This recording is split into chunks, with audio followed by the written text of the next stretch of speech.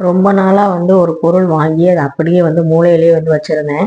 அது மனசுக்கு உறுத்தலாவும் இருந்துச்சு. இந்த பொருள இப்படி வைக்கக்கூடாது அப்படிங்கிறது தெரியும். ஆனா எங்க வைக்கிறது? எப்படி நம்ம யூஸ் பண்றது? அப்படிங்கிறனால யூஸ் பண்ணாமலே வச்சிருந்தேன். அது வேற ஒண்ணும் இல்ல. ஆட்டுக்கல் தான்.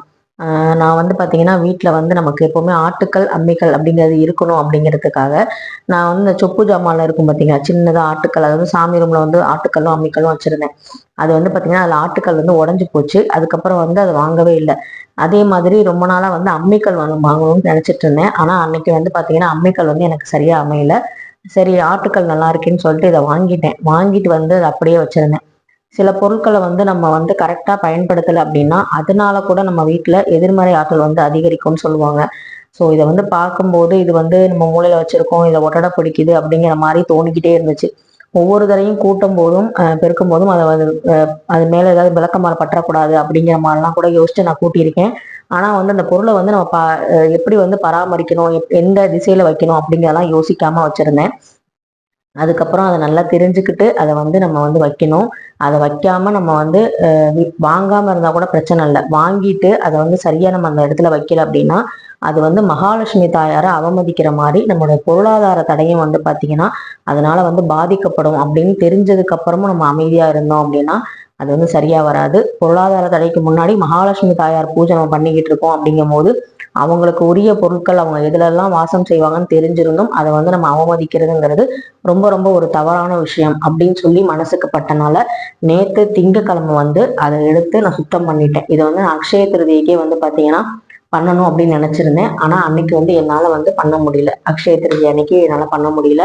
அதனால பார்த்தீங்கன்னா, இத நம்ம யூஸ் பண்றோமோ, இத நம்ம மாவாட்டுறோமோ அப்படிலாம் நான் சொல்ல வரல.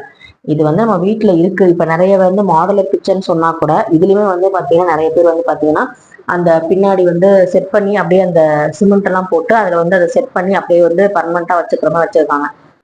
ஒரு சிலர் சொல்லலாம், இது இதுக்காக மிஷின்லாம் நிறைய வந்திருக்கு. இதெல்லாம் ஏன் இப்ப பயன்படுத்துறீங்க? நமக்கு டைம் வேஸ்ட் ஆகும். இதெல்லாம் உட்கார்ந்து ஆட்ட முடியுமா? ஒரு சிலர் சொல்லுவாங்க, வீட்ல இருக்கவங்களால இதெல்லாம் பண்ண முடியும். வெளியே போறவங்களுக்கு முடியுமா? அந்த மாதிரி யாரையும் இதுல கம்பல் பண்ணி இத நீங்க பண்ணணும், இத வாங்கணும் அப்படிங்கிறதுக்காக இந்த வீடியோ இல்ல. இந்த மாதிரி உங்க வீட்ல இருக்கு. அதாவது பழைய காலத்து ஆட்டு உரல்லாம் ரொம்ப ஸ்ட்ராங்கா இருக்கும். ரொம்ப நல்லாவும் இருக்கும். அந்த மாதிரி இருக்கு அப்படின்னா, கண்டிப்பா பாத்தீங்கன்னா, அத சரியான முறையில வைங்க அப்படின்னு தான் சொல்ல வரேன்.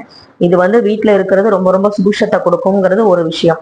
அதே மாதிரி இதை சரியான முறையில நம்ம வைக்காம அப்படி இருந்தோம்னா, நமக்கு பொருளாதார தடையும் ஏற்படும் அப்படிங்கிறது தான் பாத்தீங்கன்னா நிதர்சனமான உண்மை. நம்ம பாத்தீங்கன்னா நிறைய நல்ல வீடு கட்டியிருப்பாங்க. சில பேர் பழைய பொருட்கள்லாம் பாத்தீங்கன்னா ஏதாவது ஒரு குப்பை மாதிரி போட்டு வைக்கணும், ஓரத்துல ஏதாவது ஸ்டோர் ரூம்ல போட்டு வைப்பாங்க.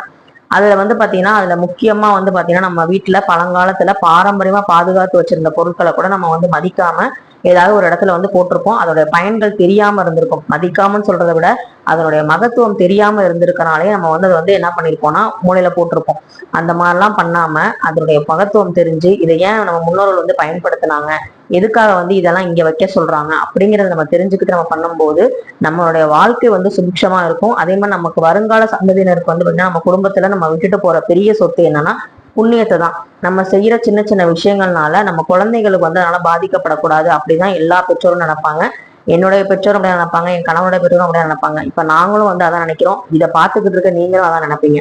ஏன்னா நம்ம யாருக்கு வலிச்சாலுமே பாத்தீங்கன்னா நமக்கு பெருசா வலி வலி தெரியாது. நம்ம பிள்ளைகளுக்கு ஒண்ணுனா நம்மளால தாங்கவே முடியாது. ஸோ அந்த மாதிரி இருக்கிற பட்சத்துல நம்ம வீட்டுல குழந்தைங்க இருக்காங்க அப்படின்னா அவங்களுடைய நிலைமை நல்லபடியா இருக்கணும். அதே மாதிரி நம்ம கணவருடைய பொருளாதார சிக்கல் எதுவுமே இல்லாம அவர் சந்தோஷமா பணம் அவர் கைக்கு வர வரதான் நம்ம கிட்ட அவரை நல்லா ஒரு சந்தோஷமான மனநிலையோட இருக்க முடியும், பேச முடியும் அப்படிங்கிறதையும் நம்ம புரிஞ்சுக்கணும். இந்த ஆட்டு உரல், இந்த அம்மிக்கல் இதெல்லாம் நீங்க குப்பையோட குப்பையா போட்டு வச்சிருக்கீங்க, இல்ல அதை சரியான திசையில வைக்கல அப்படின்னா கண்டிப்பா அதை எடுத்து கழுவி சுத்தம் பண்ணி அவங்களுக்கு என்னென்ன முறையில நம்ம பண்ணணும் அப்படிங்கறதையும் இந்த வீடியோல சொல்லியிருக்கேன். முழுசா வீடியோ ஸ்கிப் பண்ணாம பாருங்க. நான் நேற்று திங்கட்கிழமை காலையிலேயே பாத்தீங்கன்னா நல்லா கழுவி எடுத்து அதை நான் வெயில்ல காய வச்சிருந்தேன். நாளைக்கு செவ்வாய்க்கிழமை, அதனால அதாவது இன்னைக்கு செவ்வாய்க்கிழமை நம்ம நல்லபடியா அவங்களுக்கு உள்ள மகாலட்சுமி தாயார் நம்ம எப்படி வரவேற்போமோ, ஒரு கலசத்தை வச்சு நம்ம எப்படி வரலட்சுமி கும்பிட்டு ஒரு மகாலட்சுமி தாயார் எப்படி வரவேற்போமோ அதே மாதிரிதான் பாத்தீங்கன்னா இவங்களே நான் வரவேற்போம்னு சொல்லிட்டு நான் போட்டிக்குள்ளே கழுவி நல்லா நைட்டு ஃபுல்லா வெளியே தான் இருந்தாங்க. காலையில குளிச்சுட்டு நம்ம பாத்தீங்கன்னா அவங்களுக்கு நம்ம பூஜை எல்லாம் முடிச்சுட்டு நல்ல நேரம் பார்த்து அவங்க உள்ள வெளியே இருந்து உள்ள கூட்டிட்டு எந்த திசையில வைக்கணுமோ அந்த திசையில வந்து கரெக்டா வைக்கணும் அப்படின்னு சொல்லிட்டு நான் வந்து பிளான் பண்ணியிருந்தேன். இது வந்து பாத்தீங்கன்னா கிச்சன்ல வைக்கிறதுங்கிறது ரொம்ப ரொம்ப நல்லது. அதை விட நல்லது எப்படின்னா நம்ம வீட்டுக்கு பின்புறத்துல இருக்கிற அந்த தென்கிழக்கு பகுதியில வைக்கிறது ரொம்ப ரொம்ப விசேஷமானது. நான் சமையல் அறையில தென்கிழக்கு பகுதியில வைக்கலாம்னு சொல்லி அந்த இடத்துல மஞ்சள் குங்குமம்லாம் வச்சுட்டேன். அதுக்கப்புறம் வந்து வாசல்ல திரும்ப வந்து அவங்களுக்கு வந்து வீட்டுக்கு வந்து அழைக்கிறோம் இல்லையா, அதனால வந்து சந்தனம் குங்குமம்லாம் வச்சு வந்து வழிபட்டு அவங்கள வந்து உள்ள வந்து அழைக்கணும்னு சொல்லிட்டு நல்ல நேரம் வந்து பார்த்துட்டேன். கௌரி நல்ல நேரத்துலதான் வந்து இன்னைக்கு செவ்வாய்க்கிழமை அவங்கள வந்து அழைச்சேன். அதுக்குன்னு ஒரு நேரம் வரணும்னு சொல்லுவாங்க இல்லையா, அந்த மாதிரி இந்த நேரத்துல தான் எனக்கு தோணி இருக்கு. இந்த ஆட்டு உரலை வந்து இப்படி கண்ணா பின்னான்னு போட்டு வைக்க கூடாது, இதை வந்து ப்ராப்பரா இந்த திசையில தான் வைக்கணும் அப்படிங்கிறதே எனக்கு தோணி இருக்கு. அதை தெரியப்படுத்தின அந்த ஆண்டவருக்கு ரொம்ப ரொம்ப நன்றி, இறைவனுக்கு நன்றி. ஏன்னா நம்ம வந்து மனசுல சொல்லும், அதை வந்து நம்ம அலட்சியப்படுத்திடுவோம். இது வந்து அப்புறம் பண்ணிக்கலாம், இதெல்லாம் ஒரு பெரிய விஷயமா அப்படின்னு நினைப்போம். என் வீட்டுக்கார கூட தான் சொன்னாரு, இதெல்லாம் வந்து சில வீட்டுல வந்து பாத்தீங்கன்னா இப்படித்தானே வச்சிருக்காங்க, அதனால என்ன ஆயிடுச்சு அப்படின்னு. அந்த வீட்டுல நடக்கிற பிரச்சனைகள் நமக்கு என்ன தெரியுமா? தெரியாது. நமக்கு வந்து ஒரு விஷயம் வந்து நம்ம வழிபாட்டுட்டு இருக்கோம், கடவுளை வந்து நம்ம முழுச சரணாகதி அடைஞ்சு நம்ம கும்பிட்டு இருக்கோங்கும் போது நம்ம மனசுல வந்து சில விஷயங்கள் வந்து உதிக்கும். இந்த மாதிரி வந்து நீ பண்ண, இது வந்து இருக்கு, இதை வந்து கரெக்ட் பண்ணு அப்படின்னு சொல்லும் போதே நம்ம கரெக்ட் பண்ணிக்கிட்டோம் அப்படின்னா நமக்கும் நல்லது, நம்ம குடும்பத்துக்கும் நல்லது அப்படிங்கிறத எங்க வீட்டுக்கார்ட்டையும் சொன்னேன். சரி ஓகே நீ பண்ணிக்கோன்னு சொல்லிட்டு அவங்களும் விட்டாங்க. ஏன்னா வந்து பாத்தீங்கன்னா நான் வந்து காலில் போட்டுக்குவேன், அந்த மாதிரி விஷயங்கள்லாம் வந்து அவங்க யோசிச்சு சொன்னாங்க. அது மட்டும் இல்லாம அடுப்படியில வச்சா இடைஞ்சலா இருக்கும், ஏன்னா இதுல ஆட்ட போறியா அப்படிங்கிற மாதிரிலாம் கேட்டாங்கதான். ஆனா வந்து பாத்தீங்கன்னா இதெல்லாம் வந்து நம்ம கரெக்டான திசையில வைக்கணும் அப்படிங்கறதா. இப்ப அடுப்புனா கேஸ் அடுப்பு தான், அது விறகடுப்பு கூட இல்ல, கேஸ் அடுப்பு தான். அதுக்காக நம்ம என்ன பண்றோம், எல்லாருமே வந்து கிழக்கு நோக்கி நம்ம வந்து பார்த்து சமைக்கிற மாதிரி தான் முக்காவாசி வீட்டுல இருக்கும். சோ அது வந்து அக்னி மூலையில இருக்கணும்னு சொல்லி தான் நம்ம வந்து வீடு கட்டியிருக்கோம். இது மாதிரி வந்து சின்ன சின்ன விஷயங்களுக்கு நம்ம வாஸ்து பாக்குறதுனாலதான் நம்ம வீட்டுல வந்து சில நல்ல நல்ல மாற்றங்கள்லாம் வந்து நடக்க ஆரம்பிக்கும்.